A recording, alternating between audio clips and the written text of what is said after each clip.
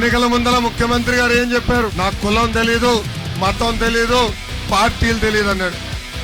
ఇప్పుడు ఏకంగా కులం, మతం, ప్రాంతం, పార్టీలు వాడి మన మధ్యలో చిచ్చు పెట్టడానికి ప్రయత్నిస్తున్నారు. బీసీ సోదరులకి రావాల్సిన 27 సంక్షేమ కార్యక్రమాలు ఈ ప్రభుత్వం రద్దు చేసింది. స్థానిక సంస్థ ఎన్నికల్లో వాళ్ళకి రావాల్సిన 10% రిజర్వేషన్ కట్ చేసిన వ్యక్తి ఈ జగన్.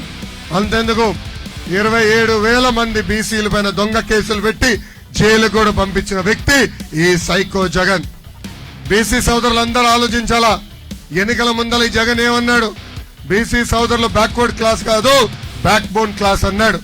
ఈ రోజు ఏకంగా బీసీ సోదరుల వెన్నముక్క ఎరగొట్టిన వ్యక్తి ఈ జగన్. అందుకే ఈ సభా వేదిక బీసీ సోదరులందరికీ నేను పిలిపిస్తున్నా, జై హో బీసీ, జై హో బీసీ. లారీ డ్రైవర్లకి, ఓనర్లకి నేను హామీ ఇస్తున్నా, 2 నెలల్లో ఓపిక పట్టండి. భారతదేశంలోనే అతి తక్కువ పన్ను ఉండే విధంగా చేసే బాధ్యత మన ప్రభుత్వం తీసుకుంటుంది.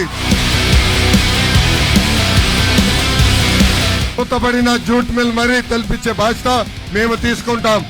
ఉత్తరాంధ్రకి చెప్తున్నా, ఉత్తరాంధ్రకి ఎట్లయితే అనంతపూర్కి కియా ఫ్యాక్టరీ తీసుకొచ్చి ఆ ప్రాంత రూపురేఖలు మార్చామో, అదే విధంగా ఉత్తరాంధ్రకి పెద్ద ఎత్తున పరిశ్రమలు తీసుకొస్తాం, సెజ్ ఏర్పాటు చేస్తాం, స్థానికులకే ఉద్యోగాలు కల్పించే బాధ్యత నేను వ్యక్తిగతంగా తీసుకుంటాను.